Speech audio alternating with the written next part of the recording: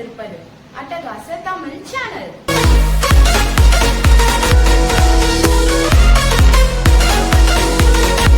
நான் ஒரு நண்பரை சந்திக்கிறேன்.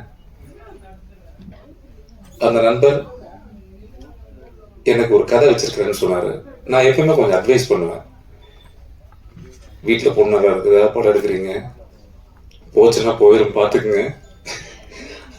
எங்க அம்மா சொல்லலாம், வீட்டுல யாராவது வந்தா கெடுத்துட்டியா, டீ வச்சு கொடுத்து அட்வைஸ் பண்ணி அனுப்புவேன். அவங்க செருப்பு எப்படி நூல் இருக்குதா, டீ போர்டு கார்ல வந்தாரா, இதெல்லாம் நான். ஏன்னா 100 ரூபா சம்பாதிக்கிறது ரொம்ப கஷ்டம். இந்த சினிமா விருப்பப்பட்டு காதலிச்சு வரக்கூடிய ஒரு தொழில். இது ரியல் எஸ்டேட்ல போட்ட மாதிரி வந்து அதை எதிர்பார்க்க முடியாது.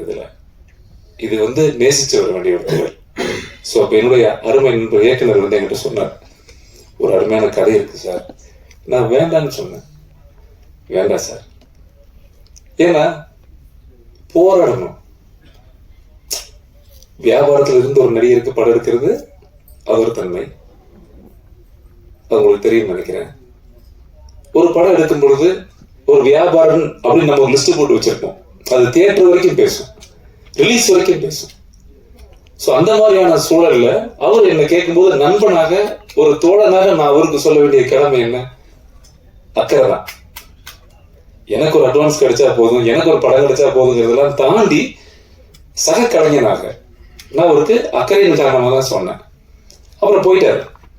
அப்புறம் திரும்ப எங்கிட்ட ஒரு புக்கு கொடுத்தாரு. சரி, நீங்க கதை தான் கேட்க மாட்டீங்க, இந்த புக்கு படிங்க. நான் படிச்ச உடனே அப்படியே அந்த வாழ்க்கைக்குள்ளேயே போயிட்டேன். நான் அந்த வாழ்வியல், என்ன ஒரு அருமை கனமான கதை அது. அப்படியே எனக்கு என்ன சொல்றதுனே தெரியல. இந்த ரஞ்சித் இல்லை, நான் இன்னும் கொஞ்சம் அதுல மெனக்கெட்டு இருக்கணும்னு தோணுச்சு எனக்கு. நான் அவர்கிட்ட சொல்லிட்டே இருப்பேன், இல்லை நான் மெனக்கெட்டு இருக்கணும் சார், இன்னும் நம்ம நிறைய உழைச்சிருக்கணுமோ அதுல. எனக்குள்ள அந்த குறை அன்சாட்டிஸ்ஃபைடு. ஏன்னா அவரோட படைப்பு அவ்வளவு பாரமா இருந்தது, கனமா இருந்துச்சு. அதுல இருக்கிற ஒரு பாத்திரங்களும், நான் அந்த ரவிச்சந்திரன் ஒரு விஷயத்தை படிச்சுட்டு அங்க நான் தெரியவே இல்லை. நான் இமிடியா சார் ஷூட்டிங் போகலாம் சார், எந்த அளவுக்கு பொருளாதாரம் நீங்க குறைச்சு செய்றீங்க அந்த அளவுக்கு நமக்கு நல்லது சார், நான் ஷூட்டிங் போயிடலாம். சூப்பரா இருக்கு சார், கதை நல்லா இருக்கு, கதையா நல்லா இருக்கு. ஏன் சார் என்ன யோசிச்சீங்க, எவ்வளவோ பெரிய நடிகர்லாம் இருக்கிறாங்க, கொஞ்சம் நீங்க இந்த கதையை யார்கிட்டயே ட்ரை பண்ணி இருக்கலாமே அப்படின்னா. அவரு சொன்ன பதில் கேட்டது எனக்கு ரொம்ப ஷாக் ஆயிட்டேன். சார், நான் ஒரு வியாபாரத்தோட முயற்சி பண்ணியிருந்தேன். இந்த கதையை வச்சுட்டுனா எங்க வேணா இப்படி வேணா போயிருந்திருக்கலாம். என் மனசுக்குள்ள இந்த கதையை நான் எழுதும்போது, அந்த சம்பவத்தை பேப்பர்ல படிக்கும் போதும் எனக்கு உங்க முகம் ஞாபகம் வந்தது அப்படின்னு சொன்னார். எனக்கு அதுவே தேங்க்யூ ஸோ மச் சார், பெரிய விஷயம். ஏன்னா இந்த எத்தனையோ கோடி கலைஞர்கள்ல ஒரு நல்ல கதை எழுதி அதுல என்னுடைய முகம் உங்களுக்கு வரும்போது எனக்கு ஒரு சந்தோஷம் தாங்க, அதுல எனக்கு ஒரு பெரிய மகிழ்ச்சி. எப்படி சார் வரும் அது? எனக்கு உண்மையாவே எனக்கு அது ரொம்ப மகிழ்ச்சியா இருக்கு. ஸோ அப்படி ஷூட்டிங் ஸ்பாட் போகும்போது எப்படி எடுப்பாரு, இது எப்படி வரப்போகுது, எப்படி எடுத்திருக்கிறோம், இதுல கமர்ஷியலா பாட்டு இருக்குதா, 10 ஃபைட்டு இருக்குதா, இது கமர்ஷியலா இப்படி அடிச்சா வருவான், அப்படி போனா வரும், பாட்டெல்லாம் இப்படி இருந்தா வரும்ன்ற எந்த மெனக்கெடுதலுமே கிடையாது. ஒரு அழகான ஒரு உண்மைத்தன்மையை ஒரு திரைக்கதையின் மூலமாக எங்கேயுமே போர்டிக்காம ஒரு படமா கொடுத்திருக்காரு. சூப்பரா இருக்கு. அந்த படத்தை நான் பார்த்தா நல்லா இருக்கு, நல்லா இருக்கு. ஏன்னா எல்லாருமே இன்னைக்கு நம்ம ஒரு ஆடியோ ரிலீஸ், பாடல் வெளியிடுறோம். ஒரு தர்ம சங்கடமான உங்களுக்கும் தெரியும், எப்படியாவது நீங்க தான் கொண்டு போய் சேர்க்கணும் பத்திரிக்கை, எப்படியாவது எப்படி சேர்க்கிறது? நீங்கள் பார்த்து கொண்டிருப்பது அட்டகாச தமிழ் சேனல். என்ன பால் பாக்கெட்டா காலையில் அம்மா பால் போய் வீடு போறதுக்கு? நல்லா இருந்தா ஓடும் இல்ல, அவ்வளவுதான். இந்த படம் நல்லா இருக்கு நம்புறோம். சரி, படம் நல்லா இருக்கு தானே, வியாபாரமா இருக்க வேண்டியதானே? நல்லா இருக்குல்ல, செக்க போட்டு கொடுக்க வேண்டியதானே? ஏன் வரல? ஒரு குழப்பம். நல்லா இருக்கு, ஆனா ஏன் ஒரு பரபரப்பு இல்லை? சார் கஷ்டப்படுறாரு பாவம்.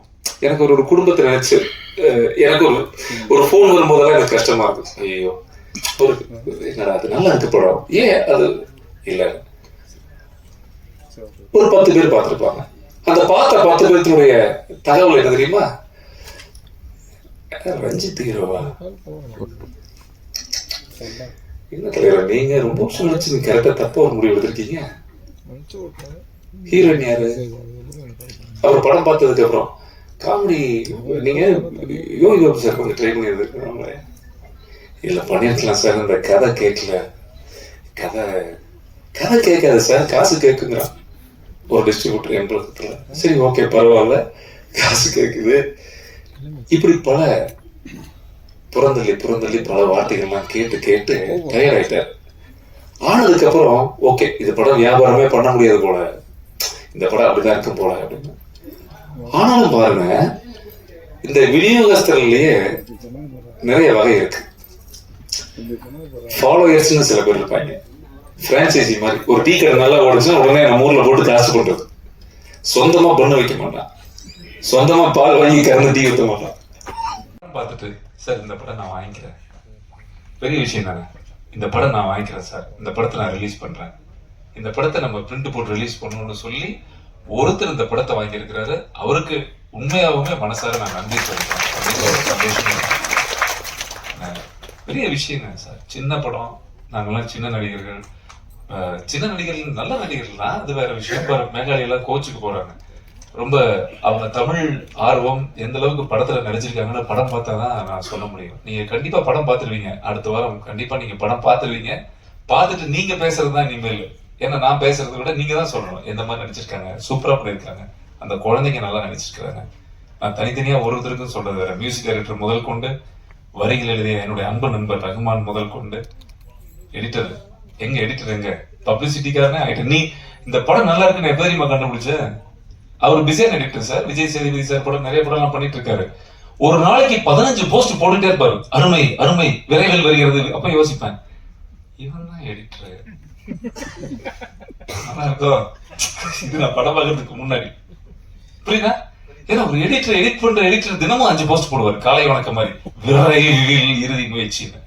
இல்ல டைரக்டர் சும்மா இருக்காரு, இவரு ஏன்டா ஓவரா பண்ணிட்டு இருக்காருன்னு எனக்கு உங்களுக்கு புரியுதாங்கன்னா எனக்கு அது அந்த அளவுக்கு சந்தோஷமாச்சு. நீங்க யார் ஒரு கலைஞர்களுக்காக கலைஞர் சப்போர்ட் பண்ணி இந்த நான் இருக்கேன் கூடன்னு சொல்லி ஒரு நல்ல படத்தை நீங்க எல்லாம் கொண்டாடுறீங்களா? நம்மகிட்ட காசு பணம் எல்லாம் இருக்கலாம், ஆனா உசுர கொடுக்கணும்ல, அது பெரிய விஷயம் சார். அந்த டீம் அமைஞ்சது பெரிய பாக்கியம். இல்ல அது உண்மையாமே எனக்கு ஒரு நாளும் இதுல ப்ரொடக்ஷன் மேனேஜர் நம்ம வேலுல ஆரம்பிச்சு நம்ம மியூசிக் டைரக்டர் ஆரம்பிச்சு இதான் சாரோட நண்பர்கள் சொன்னாங்க.